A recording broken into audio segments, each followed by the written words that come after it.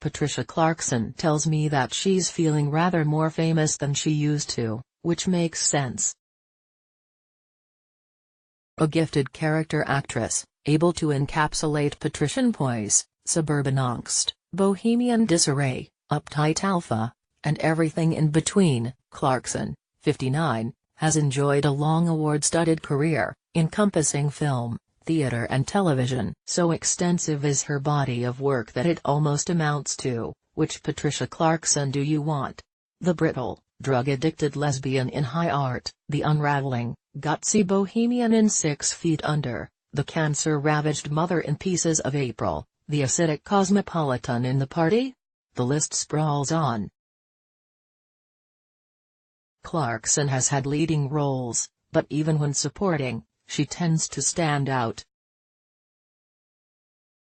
Her career could be best described as an eclectic blaze, frequently morphing into a fireball, as is happening right now. She has the lead role in her latest film, Out of Blue, an unsettling noir thriller written and directed by Carol Morley, The Falling, The Alcohol Years, Dreams of a Life.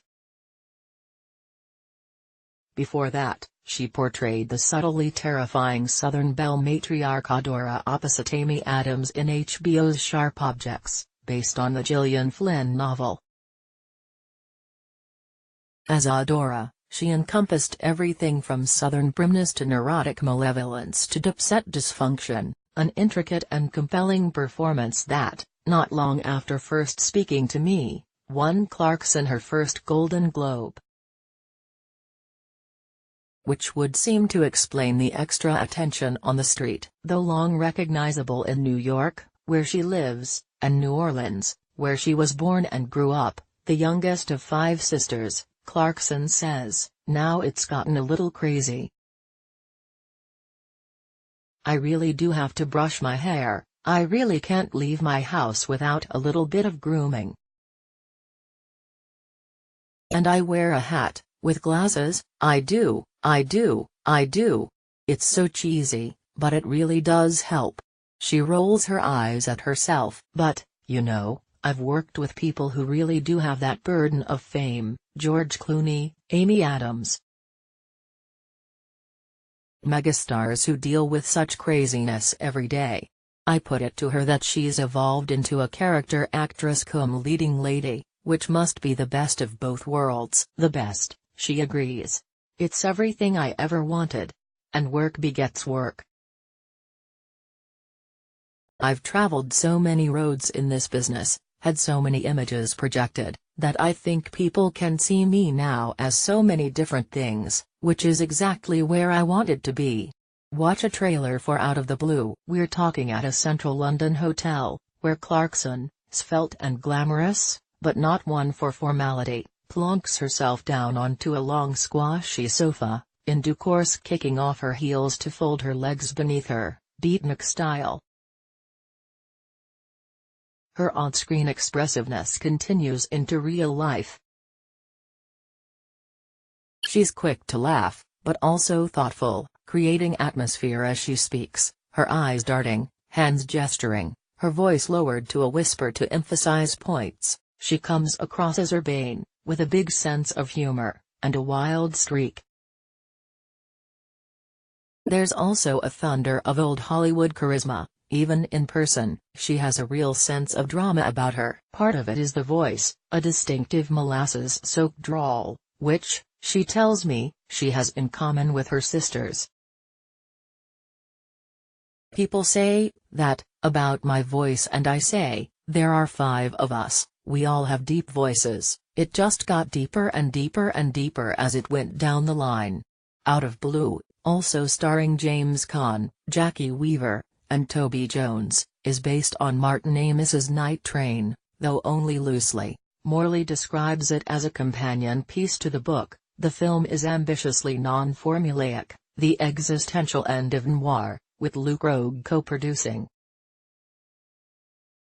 His late father, Nicholas, long planned to film Night Train. It premiered at the Toronto Film Festival. The usually blonde Clarkson is transformed with dark rock and roll hair, playing Mike Houlihan, a New Orleans homicide detective investigating the death of an astrophysicist, Mamie Gummer, only to find that her own murky childhood origins begin to blur with the case.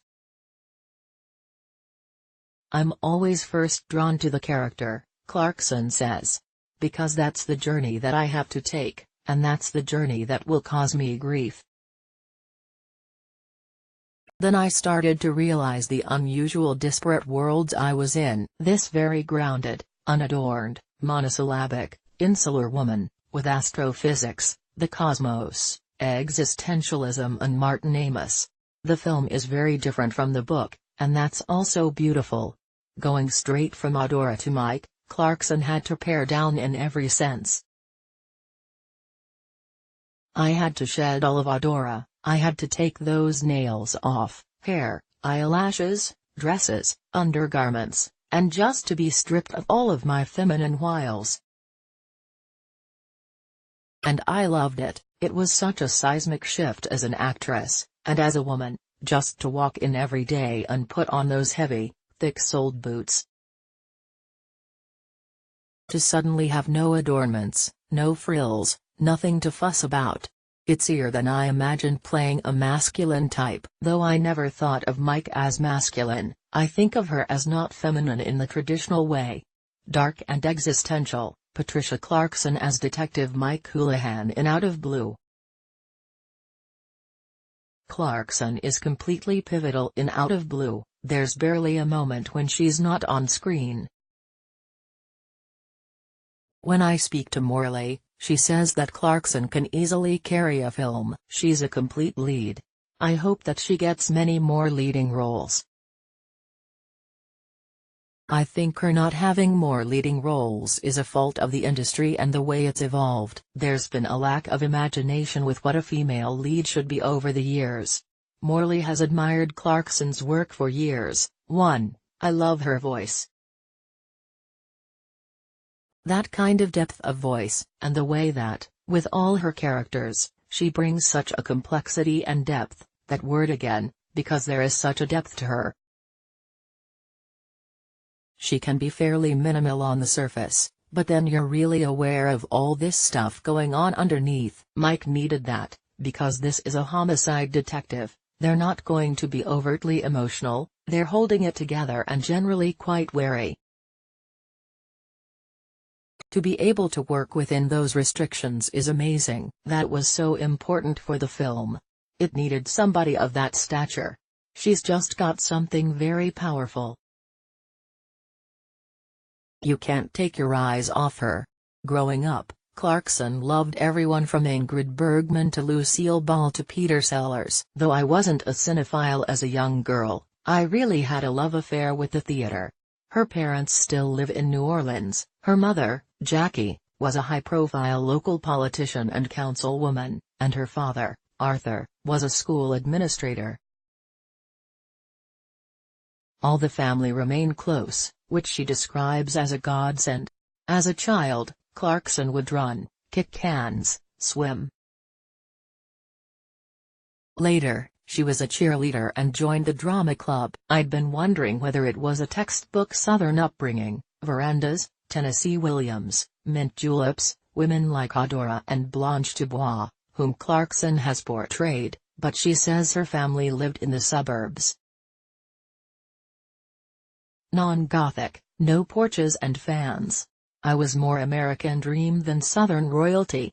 But, as a young girl, I did sometimes associate in that world with my grandmother.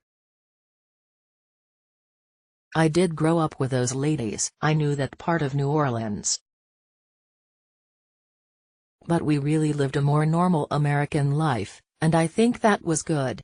Studying drama at Fordham University in New York City, then Yale, Clarkson learned how to be experimental and daring. I realized, this is the life I want. She feels she has continued to push herself. I've taken on some difficult projects. I've walked away from some money.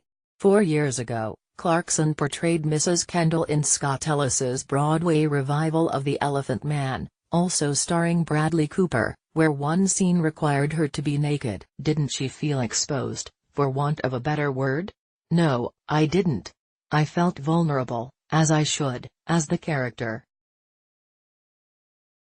It wasn't easy, by any stretch, but I got lost in it. I never thought of it as the naked moment.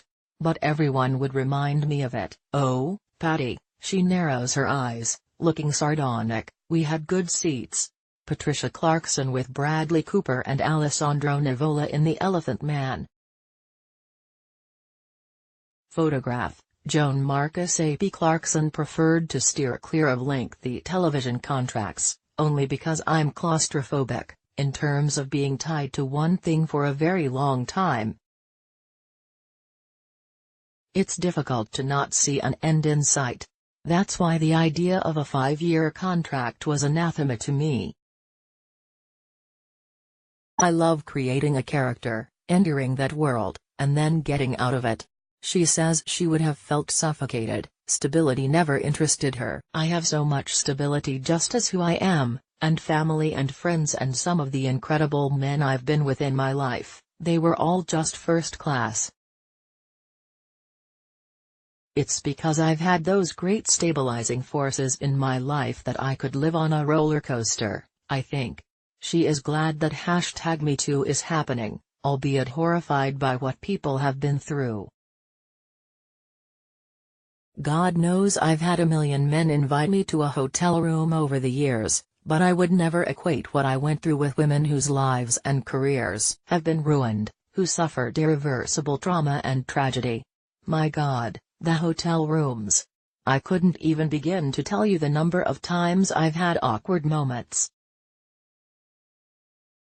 I was never put in a deeply compromising position, never. But it was still exhausting and daunting. I was certainly in those ambiguous lanes of, is he asking me what I think he's asking me? Does he really want me to go away for the weekend with him? Well, I'm not doing that. When I ask her if she considers herself a feminist, she says she hopes she is. I think of it as a badge of honor. She hasn't married or had children. I knew from a very young age that I would never marry. The suffocating thing again? Just confinement. I'm a free spirit. I live a very unconventional life. And I suffer the slings and arrows of that. In certain situations, it's, oh, so you're not married? Has she felt judged? Absolutely, all the time. It's, so, have you always been single? Have you ever wanted children? Well, maybe once I felt that, but that doesn't mean I haven't had beautiful relationships in my life. I've had love and heartbreak and all the things except a marriage license. And I still want love in my life. Of course I do. Who wouldn't? Along the way, have people tried to warn you about your choices, even scare you? Of course, that I was going to wake up at 45 and be in despair. I woke up at 45, and it was, she claps her hands and kicks a leg in the air. Okay, where are we going tonight? Golden Globe winner, Patricia Clarkson as Audora in Sharp Objects. Photograph, HBO. They don't know where to put women who've defied convention. It's a little better now, but still shocking.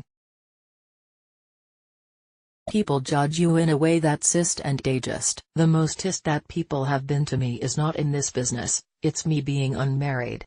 It's subliminal and subtle.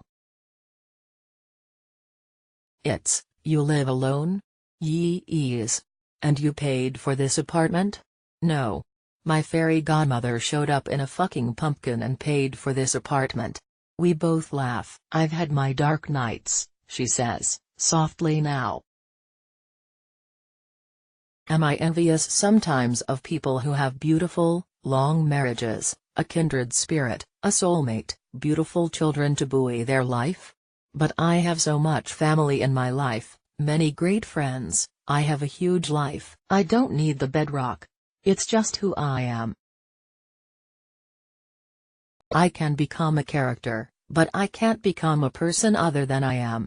When I ask what impact President Trump has had on the U.S. arts community, Clarkson says, "We're awakened. We're woke, as they say." I think we're over the shock and we're rallying, moving forward. Her advice for young female actors is not to allow their image to dominate, on social media or anywhere else. Enough. We're already in a self-aggrandizing world that puts our looks and glamour at the center. We need breadth and distance from that. As much as we can get. Clarkson enjoys red carpet events. I'm a girly girl. I love getting all dressed up.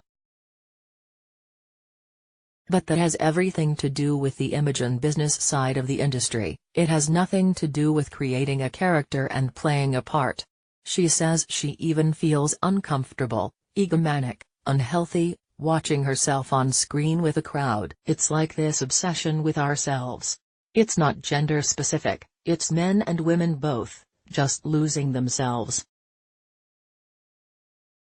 But if we've so lost ourselves to vanity, how do we ever come back to a real character? I think that's all tied into us altering our faces and our bodies. Would she have considered doing that? I wouldn't. I don't condemn or condone. It's everyone's own choice. But to an extreme or excess, we can never recover, because we've lost the very thing that people are hiring us for. We're rallying, moving forward. Patricia Clarkson. Photograph, Suki Donda / The Observer. As the interview draws to a close, Clarkson says that what Hollywood needs is more female. Well, everything: female leads, female directors, female-led, female-driven, multiple stories about multiple females, not just one female at the center. She's enthused by the changes she can see happening in Hollywood. Women are moving into the space we were always meant to occupy, where we're meant to be. A major shift is taking place. And I'm riding that shift. The next time I speak with Clarkson, she's back in New York, after winning her Golden Globe. At the press conference afterwards, resplendent in a red George's chakra gown, she swished into view, holding her award, saying drolly, "This is what 59 looks like." In her acceptance speech she gave a nod to #MeToo, thanking Sharp Objects director Jean-Marc Vallée, saying, "You demanded everything of me except," which is exactly how it should be in our industry. Over the phone, she hoots at her on-stage remarks, "That was true. It's funny, but it's the absolute truth." She says she loved winning, seeing the award as belonging to everyone who worked on Sharp Objects. "It's a swinging night and it's lovely to win, so you can thank all the people you love and appreciate. I'm thanky not jaded enough not to be appreciative and grateful." By the time you read this, Clarkson will have been queen of the New Orleans Mardi Gras, heading a 50-float parade through the city. "I'm queen of the parade, the honorary muse, Cinderella time." She's got a lot of work coming up, which she can't talk about right now. The floodgates have opened slightly, the dam hasn't broken, but I've bought new luggage in anticipation. I'm not kidding. For now, Clarkson is looking forward to the release of Out of Blue. "It's such an unusual film, there's nothing like it. I think it will stir people." She continues to be optimistic about Hollywood, and women generally, but specifically older women. "Things were dramatically shifting even before #MeToo, now it's in high gear. It's cool, it's proper, to have women, particularly older women, in your projects. Women who lead projects, who win awards, who do well. I'm so excited about the future of our industry, more excited than I've ever been." Out of Blue is in cinemas from 29 March.